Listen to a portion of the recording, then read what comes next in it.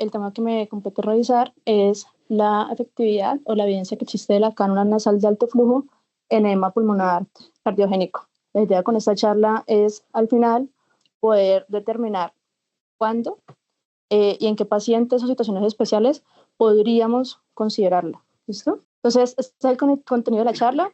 Primero vamos a hablar un poco sobre el edema pulmonar cardiogénico, un poquito sobre la fisiopatología, después conceptos claves sobre la interacción de pulmón-corazón, después vamos a hablar un poco sobre la ventilación mecánica no invasiva y el edema pulmonar cardiogénico, y finalmente la evidencia que existe de edema pulmonar cardiogénico y la cánula nasal de alto flujo. Entonces, entender que la falla cardíaca es una de las patologías que más mortalidad genera, ¿cierto?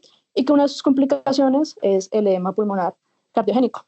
Y una persona que tenga falla cardíaca, que tenga edema pulmonar cardiogénico, su mortalidad intrahospitalaria puede llegar hasta el 10% y la mortalidad a un año incluso hasta el 30%. Entonces, dentro de la fisiopatología, en condiciones normales, vamos a tener un alvéolo, el intersticio y el capilar. En condiciones normales va a haber un balance entre la presión hidrostática y la presión oncótica, ¿cierto? Sin embargo, en condiciones anormales, por ejemplo, en los casos de edema pulmonar cardiogénico o en los casos de edema pulmonar no cardiogénico, vamos a tener que hay un aumento de la presión hidrostática, en el caso del edema pulmonar cardiogénico, o una disrupción de la barrera capilar en el caso del edema pulmonar no cardiogénico.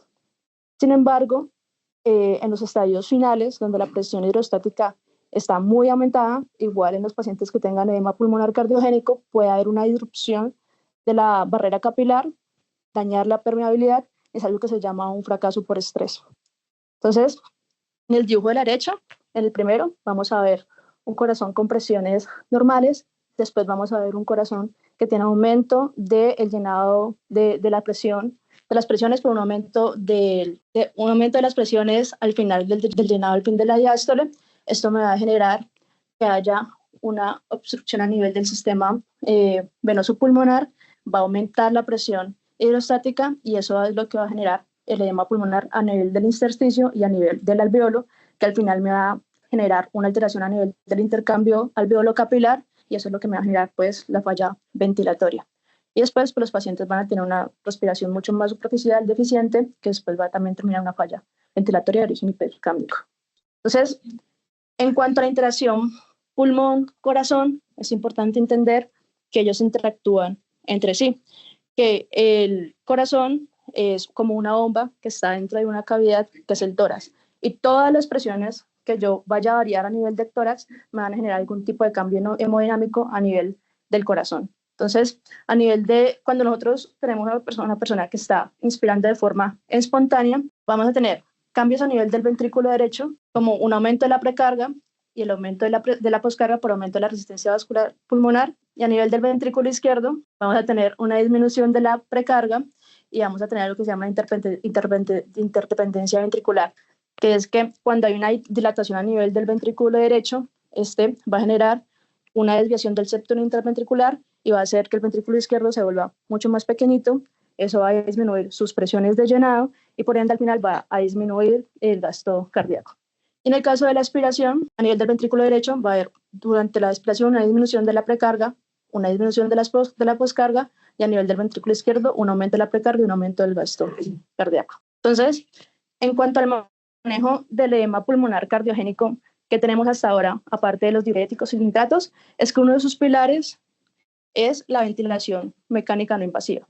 Y tenemos varios estudios, que eso radica desde el año más o menos 98, que soportan esa evidencia, como ya lo hemos revisado en exposiciones previas, y no nos vamos a... y estos estudios han demostrado que es seguro, es efectivo, que disminuye la mortalidad, que disminuye la tasa de intubación. Sin embargo, existen cuestionamientos, y es que la ventilación mecánica invasiva, a pesar de ser un método efectivo, seguro, que disminuye su mortalidad, también digamos que hay pacientes que pueden fallar. Y se ha visto que la falla relacionada a la ventilación mecánica no invasiva se ha asociado sobre todo a la falta de tolerabilidad de los pacientes, porque tiene una muy mala interfaz, porque es incómodo, porque genera úlceras, porque no lo pueden aguantar durante tanto tiempo.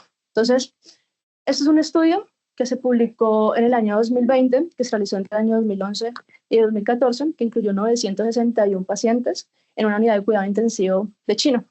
Y aquí se vio que la tasa de falla en la ventilación mecánica no invasiva y los pacientes que requirieron intubación o traqueal por no tolerancia a la ventilación no invasiva fue de 44% comparado con los pacientes que sí la toleraron, con una P significativa de 0.008.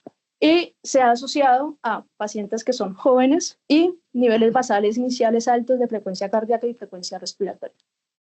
Entonces, lo que más ellos documentaron o de lo que más se quejaron fue de un aumento en el malestar, del aumento de la disnea y una sensación de un aumento de flujo demasiado alto. En cuanto a esto mismo, se ha visto, digamos, en ese estudio que fue uno de los más grandes que soportó el uso de la ventilación mecánica no invasiva en edema pulmonar cardiogénico, se reportó un alto disconfort por parte de los pacientes comparado con la oxigenoterapia convencional, con una P significativa de 0.01. Entonces, si la ventilación mecánica es tan buena, ¿cierto? Pero igual tenemos estos problemas en algunos tipos de pacientes que uno no quiere intubar porque todavía no están tan graves, pero que igual no van a tolerar la ventilación mecánica no invasiva. ¿Qué alternativas tenemos? Entonces, aquí es donde surgió la pregunta sobre el uso de la cánula nasal de alto flujo en estos pacientes. Entonces, la cánula nasal de alto flujo es un dispositivo no invasivo que me proporciona un flujo muy alto, aproximadamente entre 50 a 60 litros por minuto. Digamos que fisiológicamente me puede dar varias ventajas con respecto a otro tipo de dispositivo. Entonces, una de las ventajas es que uno puede controlar qué tan caliente sale el gas que está ahí, está humidificado, y eso lo que va a hacer es que va a disminuir el daño a nivel de la función mucociliar. Entonces, digamos que comparado con la ventilación mecánica no invasiva, en pacientes que tienen secreciones, pues esto puede ser un punto a favor. Lo otro es el washout de la vía aérea superior. Entonces, condiciones normales, cuando uno respira, inspira y expira, hay una parte en la que igual ahí va a quedar CO2 atrapado y va a quedar O2, que es la parte del espacio muerto. En el caso de los pacientes de cánula nasal de alto flujo, saber que el flujo tan grande que envíe, pues así, va a eliminar ese espacio muerto. Eso va a hacer que las concentraciones de CO2 no sean tan altas al final. El 3 y el 4, el 3 y 5 lo voy a explicar ahorita con un dibujito. Y en el caso del 4 es que me proporciona adicionalmente una presión positiva al final de la expiración. Sin embargo, esa presión no va a ser tan elevada como en el caso de la ventilación con presión positiva. Aproximadamente se documenta que es de 0.5 a 1 por cada 10 litros de flujo. Eso quiere decir más o menos 4 a 6. Sin embargo, se ha visto que es 4 a 6 cuando la boca está cerrada. Si la boca está abierta, más o menos sería 2, 3 centímetros de agua. Entonces, todo esto va a hacer que los pacientes con cánula nasal de alto flujo tengan una mejor tolerancia, que haya una disminución del esfuerzo respiratorio y que haya una mejoría de la oxigenación. Entonces, en cuanto al punto 3 y 5 que les iba a explicar, es que, por ejemplo, los pacientes que tienen cánulas nasales convencionales, hay algo que se llama el pico de flujo inspiratorio. Entonces, los pacientes que están muy taquimnéicos, que tienen una falla respiratoria, pues, muy avanzada, por decirlo así, ellos lo que van a hacer es que van a hacer taquipnea. Y eso va a hacer que no solamente entre el aire que no tienen o que les están administrando por el dispositivo, sino que también el aire ambiente. Entonces, la FiO2 que yo le estoy proporcionando no va a ser la FiO2 que está al final. Sin embargo, en el caso de la cánula nasal de alto flujo, al tener un flujo muy alto, esto va a superar el pico de flujo inspiratorio del paciente. Entonces, ya va a suplir las demandas de oxígeno del paciente y de esta forma, el FiO2 que yo le estoy administrando por ese dispositivo, sí va a ser el FiO2 real que va a ayudar. Entonces, teniendo en cuenta ya la parte de lo que, digamos, ha favorecido la ventilación mecánica no invasiva, cuáles son sus problemas y cuáles son fisiológica y mecánicamente los beneficios de la cánula nasal de alto flujo. Ahorita la pregunta es si hay evidencia en edema pulmonar cardiogénico. Entonces, desde el año 2011 se publicó esta primera serie de casos muy chiquita en 5 pacientes en España. Esa serie de casos, entonces, no comparaba una y otra, sino que lo que hacía era que en los pacientes que ya habían recibido ventilación mecánica no invasiva, pero que todavía quedaban con signos de hipopsia o que todavía sentían disnea, si les mejoraba o no, agregarles la cánula nasal de alto flujo. Y se vio que había una mejoría en cuanto a la oxigenación, una disminución de la disnea, disminución de la taquipnea y una disminución del esfuerzo respiratorio. Posteriormente, se realizó este estudio en pacientes que tenían insuficiencia cardíaca, NIHA 3. Y lo que se hizo es que se quería evaluar cómo era la hemodinámica de los pacientes en un estudio guiado por ecografía. Entonces, se utilizaba la cánula nasal de alto flujo en pacientes NIHA, pero que estaban estables. Antes y después de la cánula nasal de alto flujo se le hacía un ecocardiograma. Y después se veían cuáles eran los parámetros que cambiaban o no. Apenas incluyó 10 pacientes, también era muy chiquito. Y digamos que la única diferencia que mostró, aparte pues, de la mejoría en la frecuencia respiratoria, que también lo evaluaban clínicamente junto con la frecuencia cardíaca, la frecuencia respiratoria, era el colapso de la vena cava inferior, que pasaba de 37 en los casos de 37 a 28 en los casos en los que se utilizaba un flujo de 20 y de 37 a 21 en los casos que utilizaba un flujo de 40. Entonces, la conclusión de este estudio era que se mejoraba la respiración y pues que si habían cambios en cuanto al tamaño o la variación de la vena cava inferior, que nos podría hablar de su mejoría en cuanto a la hemodinámica del corazón. Ya los siguientes estudios que vamos a ver, que son otros 2 o 3, van a ser sobre cánula nasal de alto flujo versus oxigenoterapia convencional, pero van a ser muy corticos porque realmente fueron estudios muy malos con muy poquitos pacientes. ¿Listo? Entonces, ese estudio que se publicó en el 2017, que fue realizado en un hospital de Tailandia entre el año 2015 y 2016, incluía a 136 pacientes que tenían edema pulmonar cardiogénico y comparaba la oxigenoterapia convencional versus el alto flujo. Y este estudio, al igual que otros que vamos a ver, sobre todo se enfocaban en la variación de la frecuencia respiratoria como, digamos, resultado primario. Entonces, aquí lo que ellos reportan es que si había un cambio o una variación en cuanto a la frecuencia respiratoria, pero que ese cambio sobre todo se da a nivel de los primeros 30 minutos. ¿Listo? Como podemos ver acá, se puede ver que la mayor parte del cambio se da solamente en las primeras, pues como en los primeros minutos. Y también había una diferencia en cuanto al confort, pero no había diferencia en cuanto a mortalidad, ventilación mecánica invasiva, intubación, tiempo de estancia hospitalaria. Y no evaluaron tampoco la estancia en la unidad de cuidado intensivo, que también es como un factor importante.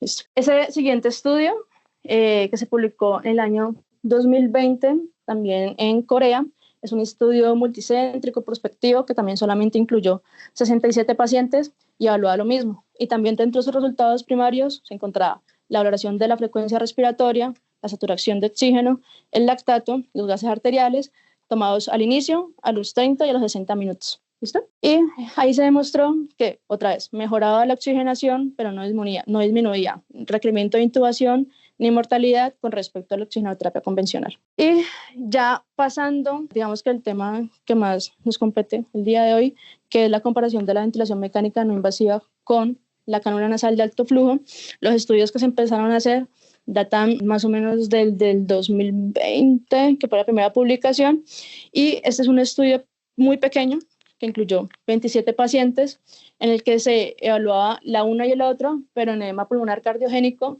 de origen hipercápnico, porque digamos que una de las preocupaciones es que la cánula nasal de alto flujo empeora pues la hipercapnia o que no se ha visto mejoría en cuanto a eso. Entonces, este estudio lo que quería era demostrar si realmente impactaba o no en este parámetro respiratorio. Entonces, si uno se pone a analizar el estudio, uno dice, bueno, sí tiene un impacto. Vemos que después de una hora la disminución del PCO2 es casi igual, incluso menor, el pH es casi igual y también incluso un poquito mejor. Sin embargo, si uno se pone a analizar los datos iniciales de la línea base del paciente, vamos a tener que eran pacientes que realmente estaban bien, pues con un pH no tan malo, una frecuencia respiratoria no tan mala, que no estaban, digamos, con un compromiso hemodinámico muy severo, que tampoco tenían mucho esfuerzo respiratorio. y que además el estudio era muy pequeño. Entonces, a pesar de que ellos, pues, a pesar de que ellos concluyeron pues que si había un impacto a nivel de la concentración arterial de CO2, pues vamos a tener que, tiene muchas limitaciones. Uno, que era un estudio que no era aleatorizado, es decir, tanto los pacientes como el evaluador sabían quién iba a recibir un tratamiento y realmente dependía de su, digamos, de su concepto. Y lo otro, que los pacientes no estaban tan graves y que la muestra era pequeña y que solamente se hizo pues en un centro. Entonces, ya estos dos últimos estudios que vamos a ver son los dos últimos estudios que han salido el año pasado y este año, y son los que nos vamos a enfocar realmente más. ¿Listo? Entonces, que fue un estudio publicado en el Journal de Medicina de Emergencias Europeo, se publicó en junio del año pasado. Y acá se comparaba la ventilación mecánica no invasiva versus la cámara nasal de alto flujo en pacientes con edema pulmonar cardiogénico. Y nuevamente, el resultado primario de ellos era mirar la variación de la frecuencia respiratoria y como resultados secundarios también eran resultados clínicos, falla de la intubación y la mortalidad. Entonces, pues que no se alcanza a ver muy bien, pero los dos grupos eran comparables con características realmente similares en cuanto a las comorbilidades. Lo único que me llamó la atención es que la hipoxemia en los pacientes con cámara nasal de alto flujo era mayor que en el caso de los pacientes con ventilación mecánica no invasiva. Sin embargo, en el resto eran casi que parecidos. En cuanto a la funcionalidad, los paraclínicos eran realmente muy similares. Entonces acá, lo que ellos, en cuanto a la frecuencia respiratoria, ellos colocan que realmente sí hubo una disminución marcada más en la cámara nasal de alto flujo que en la ventilación mecánica no invasiva, con una P ahí que no era realmente significativa. También evaluaban el confort con uno o con otro. Concluyeron que, digamos, la disnea que ellos manifestaban era similar en el grupo, excepto cuando superaban la escala visual análoga mayor a 3, que ahí sí tenía, digamos, una P significativa.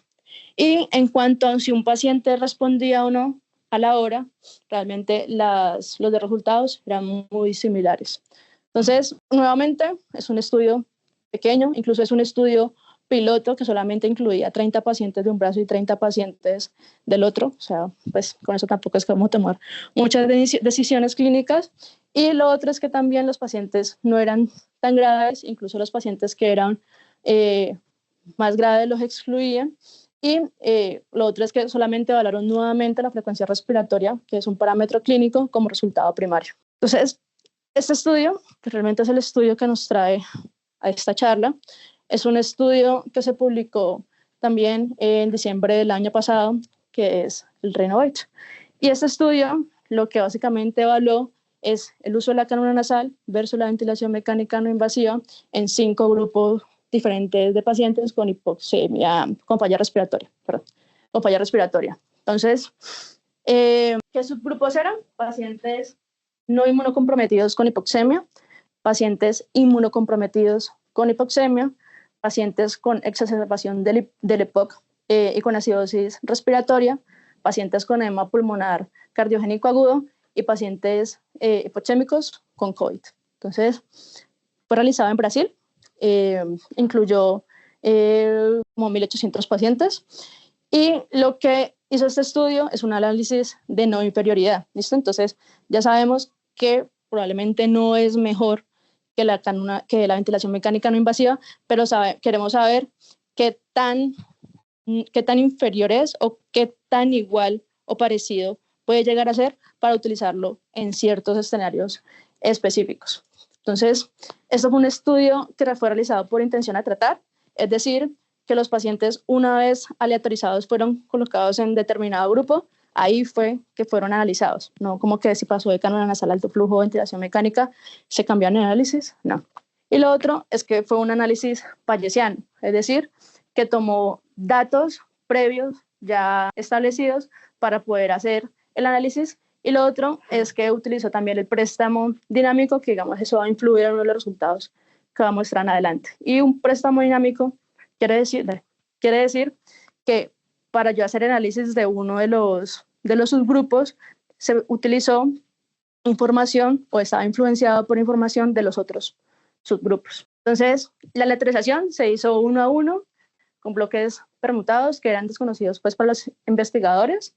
El protocolo ya estaba prepublicado previamente, fue cambiado 5 veces y uno de esos cambios fue por la pandemia del COVID, y todos los pacientes requerían consentimiento informado posterior a la inclusión. Entonces, los criterios de inclusión: pacientes mayores de 18 años con insuficiencia respiratoria aguda que habían ingresado a UCI, a urgencias o estaban hospitalizados, que tuvieran una saturación de oxígeno menor de 90%, una presión arterial de oxígeno menor a 60 al aire ambiente, y con signos de esfuerzo respiratorio.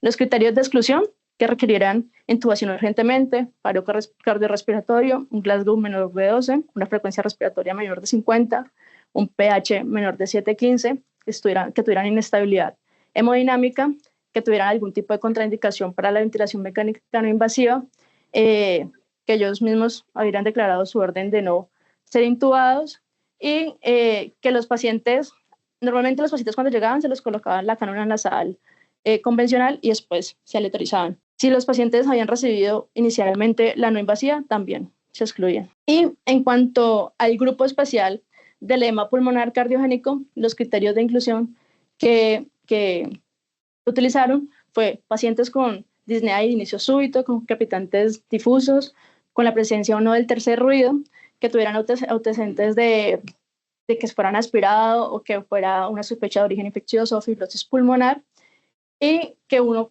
sospechara que la principal causa clínicamente fuera el edema pulmonar, que tuvieran una radiografía con infiltrados bilaterales sugestivos de edema pulmonar, una frecuencia respiratoria mayor de 25 y una saturación de menor de 95%.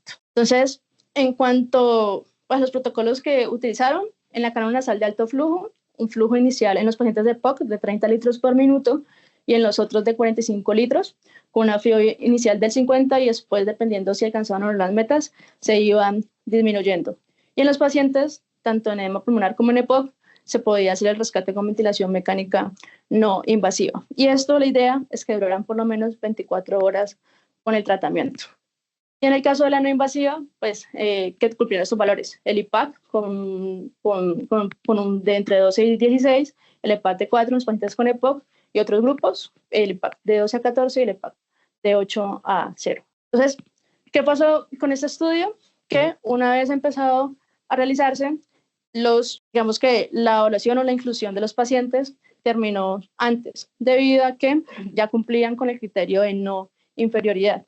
Entonces, en el año del 2020, en abril de 2021, se hizo el primer análisis intermedio y ahí ya sacaron a los pacientes que estuvieran inmunocomprometidos y que tuvieran una falla ventilatoria hipoxémico.